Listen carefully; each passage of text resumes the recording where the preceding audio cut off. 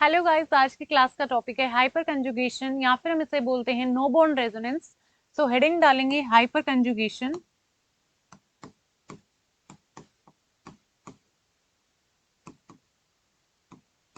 Hyper conjugation या फिर हम इसे ही क्या बोलते हैं, नो बॉन्ड रेजोनेंस। क्यों बोलते हैं ये आपको जैसे क्लास आगे बढ़ेगी आपको हर एक पॉइंट क्लियर हो जाएगा। तो देखिए यहाँ पर मैं आपसे अब कुछ पूछने वाली हूँ, आपको बताना है यहाँ पर इंडक्टिव इफेक्ट का ऑर्डर।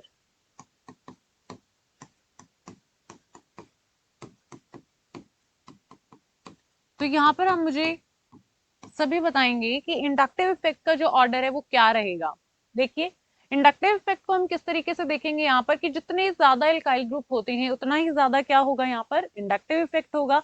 सो ये जो हमारे ग्रुप्स हैं, एल्काइल ग्रुप्स हैं, ये सैचुरेटेड कार्बन चेन पे हैं, और तो इनका जो इफेक्ट आएगा, इंडक्टिव इफेक्ट का ऑर्डर आएगा, वो सबसे ज्यादा किसका होगा यहाँ पर? यस, इसका हो जाएगा। क्यों? यहाँ पर तीन एल्काइल ग्रुप है, यहाँ पर दो है, यहाँ पर एक है, और यहाँ पर सिर्फ CH3 है। सो इसीलिए ऑर्डर क्या हो जाएगा? ये वाला ऑर्डर हो जाएगा। बट अगर मैं बोलूं ये ऑर्डर रिवर्स हो जाए, क्या बोला मैंने? अगर ऑर्डर जो है ये जस्ट उल्टा हो जाए, और ये कब होता है? ये होता है जब हमारे पास जो सैचुरेटेड कार्बन चेन पे एल्काइल ग्रुप ना आके अनसैचुरेटेड पे ये एल्काइल ग्रुप प्रेजेंट हो, तो जो रिवर्स है ऑर्डर हो जाता है हमारा। ठीक है, कैसे? देखो, अनसैचुरेटेड सिस्टम मतलब क्या है? अनसैचुरेटेड में डबल बॉन्ड या फिर बेंजीन। ठीक है, कोई भी हो सकता है, डबल बॉन्ड हो सकता है, बेंजीन हो सकती है हमारी, मतलब अनसैचुरेटेड सिस्टम होना चाहिए। ठीक है, डबल ट्रिपल बॉन्ड तो अनसैचुरेटेड हो जाएगा वो। यहाँ पर देखो मैंने क्या बोला, अगर कार्बन चेन पे ये अल्काइल ग्रुप्स लगे हुए हैं सैचुरेटेड पे, तो इंडक्टिव इफेक्ट का ये ऑर्डर है। अगर आ जाए अनसैचुरेटेड सिस्टम, ठीक है, अगर अनसैचुरेटेड सिस्टम आ जाए तो जो ऑर्डर रहता है इंडक्टिव इफेक्ट का वो जस्ट रिवर्स हो जाता है। ये जो रिवर्स होता है इफेक्ट, इसे ही हम बोलते हैं हाइपर कंजुगेशन। सो जो ऑर्डर है वो क्या हो जाएगा? रिवर्स। और इसी इफेक्ट को हम क्या बोल रहे हैं? हाइपर कंजुगेशन इफेक्ट और नो बॉन्ड रेजोनेंस। ठीक है, हाइपर कंजुगेशन इफेक्ट और नो बॉन्ड रेजोनेंस हम इसे बोलेंगे। और जो हाइपर कंजुगेशन, एक पॉइंट आप ध्यान रखेंगे, this is the extension of resonance. ठीक है, जो पिछले लास्ट क्लास में हमने पढ़ा था रेजोनेंस को, मैंने आपको बहुत अच्छे से रेजोनेंस की 2 क्लास लेके सारे कॉन्सेप्ट को वहां पर क्लियर किया है गाइस। अगर आपको रेजोनेंस नहीं आता है, अगर आपको रेजोनेंस का जो कॉन्सेप्ट है क्लियर नहीं है, कोई डाउट है, तो आप पिछली जो 2 क्लास है उनको आप देख सकते हैं, तो रेजोनेंस आपको बहुत अच्छे से क्लियर हो जाएगा, राइट। तो यहाँ पर हमने क्या बोला? Hyper conjugation is the extension of resonance. Resonance में हम क्या पढ़ते हैं? यस, बताएंगे मुझे, रेजोनेंस में हम क्या पढ़ते हैं? क्या होता है रेजोनेंस? डीलोकलाइजेशन। क्या होता है रेजोनेंस में? डीलोकलाइजेशन। किसका डीलोकलाइजेशन होता है? पाई इलेक्ट्रॉन्स का, है ना। कंजुगेटेड सिस्टम होता है वहां पर, और पाई इलेक्ट्रॉन्स का क्या होता है? डीलोकलाइजेशन होता है। अब जो डीलोकलाइज क्या होता है, लोकलाइज क्या होता है, ये हमारी बिल्कुल फर्स्ट क्लास थी इस चैप्टर की, जब मैंने आपको बहुत अच्छे से बताई थी सारी चीजें। तो डीलोकलाइजेशन होता है पाई इलेक्ट्रॉन्स का, किसके अंदर? रेजोनेंस के अंदर। अब हाइपर कंजुगेशन में क्या होता है? हाइपर कंजुगेशन की अगर मैं बात करती हूं तो यहां पर क्या होगा? डीलोकलाइजेशन तो होगा, डीलोकलाइजेशन तो गाइस होगा, बट किसका होगा? सिग्मा इलेक्ट्रॉन्स का होगा। ठीक है, व्हाट्स द डिफरेंस रेजोनेंस में और हाइपर कंजुगेशन में? बहुत इंपॉर्टेंट ये क्वेश्चन रहता है, डिफरेंस क्या है हाइपर कंजुगेशन रेजोनेंस में। आपको बिल्कुल एक पूरा फ्लो चार्ट मैं बनवाऊंगी, ठीक है, उसके अंदर मैं सारी चीजें आपको बताऊंगी। ठीक है, डिफरेंस भी आपको बताया जाएगा, hyper conjugation, resonance, inductive effect, electromeric effect, सारे इफेक्ट आपको सबसे पहले करवाए जाएंगे। उसके बाद आपको इनके बीच का डिफरेंस भी बताया जाएगा, कि आपको बिल्कुल क्रिस्टल क्लियर हो जाएगी कॉन्सेप्ट्स क्या क्या है, इंडक्टिव इफेक्ट क्या है, इलेक्ट्रोमेरिक इफेक्ट क्या है, हाइपर कंजुगेशन क्या है, रेजोनेंस क्या है। ठीक है, क्योंकि बच्चे ऑर्डर भी याद कर लेते हैं, कंसेप्ट पढ़ भी लेते हैं, लिख भी देते हैं, बट उनको एक कंसेप्ट जो क्लियर होना होता है वो नहीं हो रहा होता है। ठीक है, अगर पूछा जाए हाइपर कंजुगेशन क्या है, नहीं बता पाएंगे। ठीक है, बट ऑर्डर बता देंगे कि ये ऑर्डर होगा हाइपर कंजुगेशन का। तो कॉन्सेप्ट बहुत इंपॉर्टेंट है, ठीक है, समझना। देखो, हाइपर कंजुगेशन क्या है? डीलोकलाइजेशन होता है किसका? सिग्मा इलेक्ट्रॉन्स का। कहां पर होता है डीलोकलाइजेशन सिग्मा और इलेक्ट्रॉन्स का? एक होती है हमारी पी ऑर्बिटल, ठीक है, पाई बॉन्ड की। पाई बॉन्ड जो होगा उसका पी ऑर्बिटल, सिग्मा जो होगा बॉन्ड वो हमारा यहाँ पर आएगा, पाई बॉन्ड आएगा, सिग्मा बॉन्ड आएगा। तो सिंगल बॉन्ड के अंदर जो सिंगल बॉन्ड है, सिंगल बॉन्ड का तो आएगा सिग्मा ऑर्बिटल, डबल बॉन्ड का आएगा पी ऑर्बिटल, इनके बीच में होगी ओवरलैपिंग, तो वहां पर जो सिग्मा पाई कंजुगेशन है that is called hyper conjugation. ठीक है, अब मैं आपको बताने जा रही हूँ डायग्राम से, जिससे कि पिक्चर आपको और भी ज्यादा क्लियर हो जाएगी। देखो हाइपर कंजुगेशन में हम क्या बोल रहे हैं, यहाँ पर कार्बन कार्बन, ठीक है, ये क्या है, इसका पी ऑर्बिटल है, ये पी ऑर्बिटल है, यहाँ पर एक और कार्बन है, यहाँ पर क्या लगे हुए हैं, दो हाइड्रोजन, एक हाइड्रोजन, और ये जो है कार्बन हाइड्रोजन का ही बॉन्ड है, इस तरीके से हमने रिप्रेजेंट किया, सिग्मा बॉन्ड है बेसिकली, ये क्या है, सिग्मा बॉन्ड, ये है सिग्मा बॉन्ड, और ये क्या हो जाएगा हमारे पास इन दोनों के बीच में, ठीक है, साइडवेज ओवरलैपिंग से क्या होता है, पाई बॉन्ड बनता है ना, तो ये क्या है हमारे पास, पाई बॉन्ड, ये पाई बॉन्ड है, यहाँ पर एक हाइड्रोजन होगी और दो हाइड्रोजन यहाँ पर होंगी, क्लियर। तो यहाँ पे क्या है, ये सिग्मा बॉन्ड है, ये पाई बॉन्ड है, ये पाई बॉन्ड के पी ऑर्बिटल है, और ये सिग्मा बॉन्ड का सिग्मा ऑर्बिटल है, राइट। क्या है ये, सिग्मा बॉन्ड का सिग्मा ऑर्बिटल, सिंगल बॉन्ड है ये, ठीक है, सिंगल बॉन्ड है, इसका सिग्मा ऑर्बिटल है ये। अब इन दोनों के बीच में, इन दोनों के बीच में ये जो ओवरलैपिंग होगी कॉल्ड सिग्मा पाई कंजुगेशन, ठीक है, क्या होगा यहाँ पर, डीलोकलाइजेशन होगी सिग्मा इलेक्ट्रॉन की, ठीक है, ये जो इलेक्ट्रॉन है क्या होंगे, डीलोकलाइज होंगे। डीलोकलाइजेशन रेजोनेंस में भी है, बट वहां पर कंजुगेशन में पाई बॉन्ड होते हैं, ठीक है, पाई पाई बॉन्ड ही वहां पर होते हैं, बट सिग्मा नहीं होता। यहाँ पर क्या है, सिग्मा बॉन्ड भी है और एक पाई बॉन्ड भी है, राइट। तो इसीलिए पाई बॉन्ड का तो क्या आ रहा है, P orbital, sigma single bond का क्या आ रहा है, सिग्मा ऑर्बिटल, उन दोनों के बीच में ओवरलैपिंग होती है, that is called hyper conjugation. तो इसे ही हम क्या बोल रहे हैं, हाइपर कंजुगेशन, ठीक है, यही क्या होती है, हाइपर कंजुगेशन होती है। कॉन्सेप्ट क्लियर हुआ, समझ में आया, ठीक है। अब एक एग्जाम्पल के साथ मैं आपको बताने जा रही हूँ, प्रोटीन का हम यहाँ पर एग्जाम्पल लेंगे। चलिए, CH3 CH double bond CH2, क्या है ये, प्रोपीन। इसका यहाँ पर हम एग्जाम्पल लेके हाइपर कंजुगेशन को और भी अच्छे तरीके से समझने वाले हैं। चलो, CH3 CH double bond CH2। अब होता क्या है हाइपर कंजुगेशन में, जो कार्बन हाइड्रोजन के इलेक्ट्रॉन्स है वो क्या होते हैं, शिफ्ट होते हैं, इनका ही डीलोकलाइजेशन होता है। तो ये क्या करेंगे, यहाँ पर आ जाएंगे और ये वाले इलेक्ट्रॉन यहाँ चले जाएंगे, ठीक है। तो हाइपर कंजुगेटिव स्ट्रक्चर आ जाएगी हमारे पास, ये कार्बन हाइड्रोजन, ये हाइड्रोजन, ये यहाँ H प्लस में आ जाएगा, यहाँ पर डबल बॉन्ड CH, और यहाँ पर अब देखो ये जो इलेक्ट्रॉन्स हैं ये यहाँ शिफ्ट हुए हैं, तो कैसा चार्ज इस पे, नेगेटिव, तो यहाँ क्या आ जाएगा, नेगेटिव चार्ज आ जाएगा। अब आपको ये देखना है, यहाँ पर जो ये H प्लस है, कार्बन और H प्लस के बीच में क्या कोई बॉन्ड नजर आ रहा है आपको, नहीं, कोई भी यहाँ पर हमें बॉन्ड दिखाई नहीं दे रहा है, इसीलिए हाइपर कंजुगेशन को हम क्या बोलते हैं, नो बॉन्ड रेजोनेंस। क्लियर हो गया, इसीलिए हम क्या बोलते हैं, नो बॉन्ड रेजोनेंस। रेजोनेंस में तो क्या होता है, बॉन्ड्स बनते हैं, ठीक है, वहां पर तो बॉन्ड पर्टिकुलरली क्या होता है, फॉर्म होता है, बट यहाँ कोई बॉन्ड फॉर्म नहीं हो रहा है, ठीक है, यहाँ पर कोई बॉन्ड फॉर्म नहीं हो रहा है, डिलोकलाइजेशन हो रही है सिग्मा इलेक्ट्रॉन की, इसीलिए हम क्या बोल रहे हैं कि नो बॉन्ड रेजोनेंस है, ठीक है, रेजोनेंस जैसा हमें दिख रहा है बट यहाँ पर कोई बॉन्ड नहीं बन रहा है, सो क्या है ये, नो बॉन्ड रेजोनेंस। इसीलिए मैंने आपको स्टार्टिंग में बताया था, this is the extension of resonance, ठीक है, हाइपर कंजुगेशन क्या है, एक्सटेंशन है रेजोनेंस का ही। तो समझ में आया, ये क्या हो जाएगा हमारा एक हाइपर कंजुगेटिव स्ट्रक्चर, इसे हम क्या बोलते हैं, हाइपर कंजुगेटिव स्ट्रक्चर। फर्स्ट किसका, प्रोपीन का। अब देखिए इसी तरीके से एक और स्ट्रक्चर हमारे पास आ जाएगा। अब क्या होगा, ये वाला हाइड्रोजन इलेक्ट्रॉन यहाँ पर दे, है ना, तो क्या हो गया, CH, यहाँ पर H, इस वाले हाइड्रोजन का देख लो, तो ये क्या हो गया, यहाँ पर H plus double bond CH, यहाँ पर CH2 नेगेटिव आ जाएगा, ठीक है, इसके p ऑर्बिटल में इसके इलेक्ट्रॉन्स चले गए। अब यहाँ पर देखो एक और स्ट्रक्चर बन सकता है, अगर ये वाला हाइड्रोजन दे, तो कार्बन, यहाँ हाइड्रोजन डबल बॉन्ड CH और CH2, नेगेटिव, इस तरीके से हो जाएगा, यहाँ पर H प्लस है, राइट। एक बार ये H प्लस, एक बार ये H प्लस और एक बार ये वाला H प्लस, ठीक है। अब ये जो H प्लस है गाइज, अब आपको ध्यान देना है, एक पॉइंट है इंपॉर्टेंट, ये जो H प्लस है, क्या आपको ये लगता है कि ये फ्री है?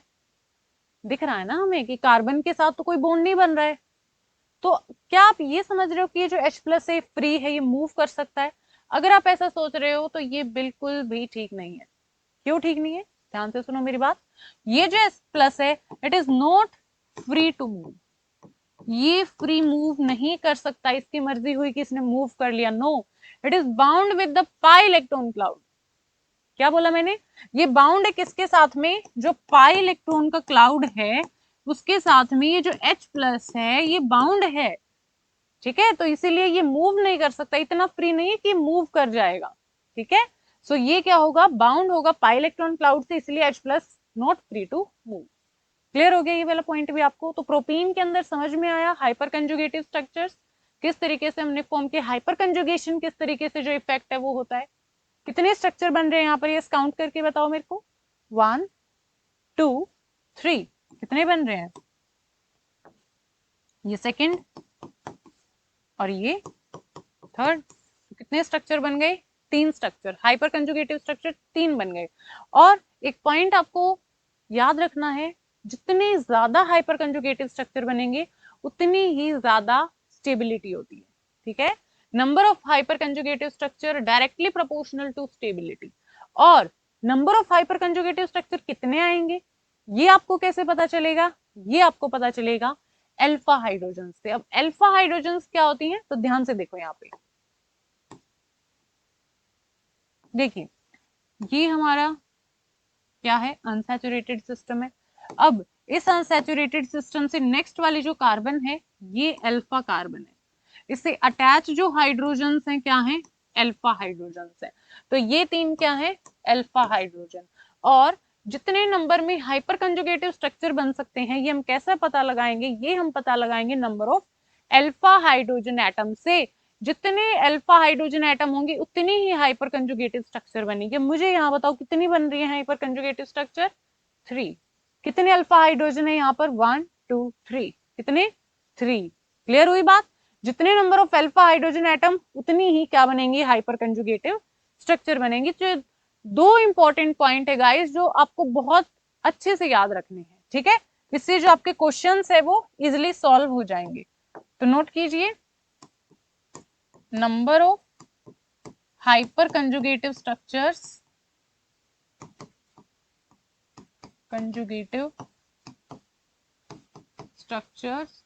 directly proportional to stability। जितनी ज्यादा हाइपर कंजुगेटिव स्ट्रक्चर उतनी ही ज्यादा स्टेबिलिटी। और number of alpha hydrogen atoms के बराबर क्या होगा? Directly proportional to number of hyper conjugative structures. Hyperconjugative structures, ठीक है। अगर आपसे पूछा जाए number of hyper conjugative structures आपको चेक करने हैं स्ट्रक्चर्स के अंदर, ठीक है, कितने बन रहे, जिसमें जितने ज्यादा हाइपर कंजुगेटिव स्ट्रक्चर उतनी ज्यादा उसकी स्टेबिलिटी। अब आपको number of hyper conjugative structure check करना है कितने हैं, तो जस्ट आप देखेंगे नंबर ऑफ अल्फा हाइड्रोजन, जितने नंबर ऑफ अल्फा हाइड्रोजन ज्यादा उतने ही number of hyper conjugative structure ज्यादा, जितने ज्यादा स्ट्रक्चर उतनी ज्यादा स्टेबिलिटी। इजी है, ठीक है। जितने अल्फा ज्यादा उतने ही हाइपर कंजुगेटिव स्ट्रक्चर ज्यादा, जितनी स्ट्रक्चर ज्यादा उतनी स्टेबिलिटी ज्यादा, ठीक है। तो ये इंपॉर्टेंट पॉइंट है, नोट करना इनको।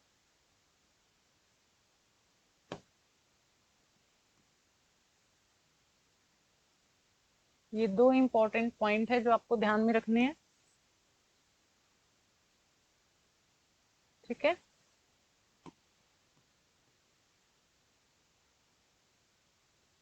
ये 2 इंपॉर्टेंट पॉइंट है। Clear? Number of hyper conjugative structures directly proportional to stability, number of alpha hydrogen atoms के डायरेक्टली प्रोपोर्शनल क्या होंगे? Number of hyper conjugative structures, right. अब मैं आपको दे रही हूँ अलग अलग कंपाउंड्स, वहां पर आपको चेक करके बताना है। यहाँ पर मैं आपको दूंगी कार्बोकेटायन, ठीक है, कार्बेनायन, फ्री रेडिकल, तो वहां पर आप मुझे बताएंगे हाइपर कंजुगेटिव स्ट्रक्चर्स कितनी बन रही हैं, ठीक है, कैसे बन रही हैं, ठीक है, आपको खुद से बना के देखना है वहां पर। चलिए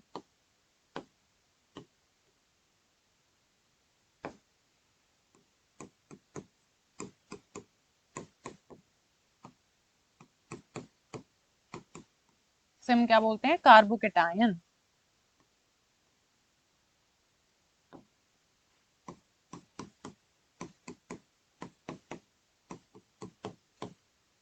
ये फ्री रेडिकल,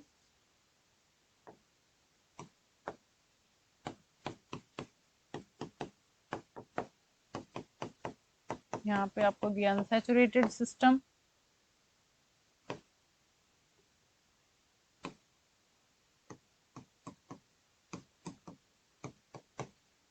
और ये है कार्बन आयन। शाबाश, चलिए ट्राई करेंगे खुद से। वीडियो को पॉज कर सकते हैं, वीडियो को पॉज करो और ट्राई करके देखो यहाँ पर हाइपर कंजुगेटिव स्ट्रक्चर्स को फॉर्म करने की, ठीक है। चलिए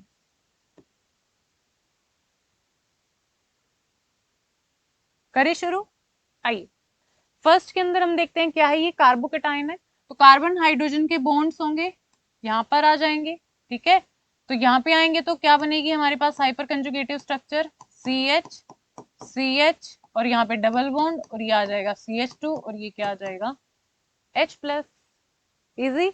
अब यहाँ पर देखो, यहाँ हाइपर कंजुगेटिव स्ट्रक्चर क्या बनेगी, अब देखो ये वाले जो इलेक्ट्रॉन है इस बॉन्ड के, फ्री रेडिकल में क्या होता है, होमोलिटिक क्लीवेज होती है ना, तो एक इलेक्ट्रॉन ये लेगा, एक इलेक्ट्रॉन ये लेगा, ये वाला रेडिकल यहाँ पे आ जाएगा, ये दो इलेक्ट्रॉन मिलके क्या बना, क्योंकि देखो एक इलेक्ट्रॉन यहाँ है, एक इलेक्ट्रॉन यहाँ है, ठीक, एक इलेक्ट्रॉन यहाँ पे, एक इलेक्ट्रॉन ये ले जाएगा, तो एक इलेक्ट्रॉन ये, एक इलेक्ट्रॉन ये, दोनों मिलके क्या बना लेंगे, यहाँ पर बॉन्ड बना लेंगे।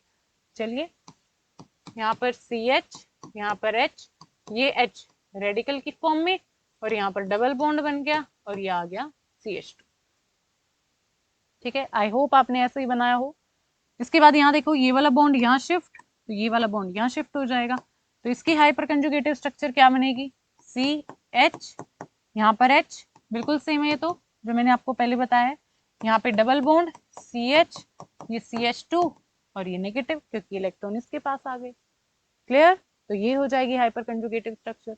अब यहाँ देखो कार्बन आयन में क्या होगा, इसकी क्या बनाई, क्या ये वाले इलेक्ट्रॉन यहाँ शिफ्ट करेगा, सोच के बताओ, क्या ये इलेक्ट्रॉन कार्बन हाइड्रोजन के आएंगे, नहीं, ये नहीं आएंगे। क्यों नहीं आएंगे, अब ध्यान से देखो, यहाँ पे जो पॉइंट है उसको ध्यान से समझो, CH3, अब यहाँ देखो कार्बन, एक हाइड्रोजन और इसके ऊपर कैसा चार्ज है, नेगेटिव चार्ज, मतलब दो इलेक्ट्रॉन होते हैं, दो इलेक्ट्रॉन है यहाँ पे।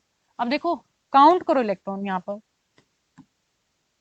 एक इलेक्ट्रॉन, दो इलेक्ट्रॉन, ठीक है, तीन इलेक्ट्रॉन, चार इलेक्ट्रॉन, 5 6 7 8, क्या दिख रहा है, ऑक्टेट इज कंप्लीट। क्या है ऑक्टेट, कंप्लीट है। और अगर ऑक्टेट कंप्लीट है तो ये क्यों चाहेगा, हाइपर कंजुगेटिव स्ट्रक्चर बनाना क्यों चाहेगा, क्योंकि जो चीज स्टेबल है वो अपनी स्टेबिलिटी को खराब करना क्यों चाहेगी, ये स्टेबल है, इसका ऑक्टेट कंप्लीट है, दैट्स वाई यहाँ पर हमें कोई हाइपर कंजुगेशन देखने को नहीं मिलेगी। कार्बन आयन के अंदर आपको कोई भी हाइपर कंजुगेशन देखने को नहीं मिलेगी, तो no hyperconjugation effect in case of carbon ion because here octet is complete, it is stable, fine। so क्या लिखोगे यहाँ पर, नो H इफेक्ट, कोई H इफेक्ट आपको यहाँ पर देखने को नहीं मिलेगा, क्योंकि जो कार्बन आयन है वहां पर इस कार्बन के पास क्या है, ऑक्टेट कंप्लीट है, तो ये क्या नहीं करेगा, हाइपर कंजुगेटिव स्ट्रक्चर्स को फॉर्म नहीं कर पाएगा, यहाँ पर कोई हाइपर कंजुगेशन इफेक्ट आपको देखने को नहीं मिलेगा। क्लियर हुई बात, तो कार्बन आयन के अंदर कोई H इफेक्ट नहीं, कार्ब के टाइम के अंदर आपको देखने को मिलेगा, फ्री रेडिकल के अंदर और अनसैचुरेटेड सिस्टम डबल बॉन्ड आ जाए तो वहां भी आपको देखने को मिलेगा। अब जैसे मैंने आपको एक H प्लस यहाँ पर दिखाया है, एक हाइपर कंजुगेटिव स्ट्रक्चर बनाई है, ऐसे ही इस हाइड्रोजन के लिए आप बना सकते हो, ऐसे इसके लिए यहाँ पर भी ऐसे ही, इस हाइड्रोजन के लिए, इस हाइड्रोजन के लिए, यहाँ पर भी ऐसे ही, इन दो हाइड्रोजन के लिए भी हो जाएगी। तो इनको मैंने आपको एक एक स्ट्रक्चर बना के दिखाई, आप तीनों ही बनाएंगे, ठीक है, तीनों स्ट्रक्चर बनाएंगे, एक बार इस हाइड्रोजन के, एक बार इस हाइड्रोजन के लिए, ठीक है। तो तीन तीन यहाँ पर क्या बन जाएंगी, हाइपर कंजुगेटिव स्ट्रक्चर बन जाएंगी, राइट। तो समझ में आया कॉन्सेप्ट आपको हाइपर कंजुगेशन का, ठीक है। हाइपर कंजुगेशन होता क्या है और किस तरीके से आप हाइपर कंजुगेटिव स्ट्रक्चर को बना पाएंगे, ठीक है ना, क्योंकि हाइपर कंजुगेटिव स्ट्रक्चर बनानी ही नहीं आती है। वैसे ही बस जो मैंने आपको बताया ना, number of alpha hydrogen atoms, उनको चेक करके और स्टेबिलिटी का ऑर्डर तो बता देते हैं, थ्योरी भी लिख देते हैं, बट जो असली में जो कॉन्सेप्ट है वो नहीं समझ आ रहा होता है। सो आई होप आपका जो कॉन्सेप्ट है यहाँ से क्लियर हो गया होगा, आपको समझ आया होगा हाइपर कंजुगेशन क्या होता है। अभी तो हमने सिर्फ हाइपर कंजुगेशन आपको बताया है, अगली जो हमारी क्लास आएगी, नेक्स्ट क्लास के अंदर हम आपको बताएंगे एप्लीकेशंस क्या होती हैं हाइपर कंजुगेशन की। वहां पर आपको और भी ज्यादा अच्छे से क्लियर हो जाएगा हाइपर कंजुगेशन का जो इफेक्ट है, राइट। सो फिर आज की क्लास में इतना ही। अगर आपको वीडियोस पसंद आ रही है तो अपने फ्रेंड्स के साथ शेयर कीजिए। मिलते हैं फिर नेक्स्ट वीडियो के अंदर। Thanks for watching.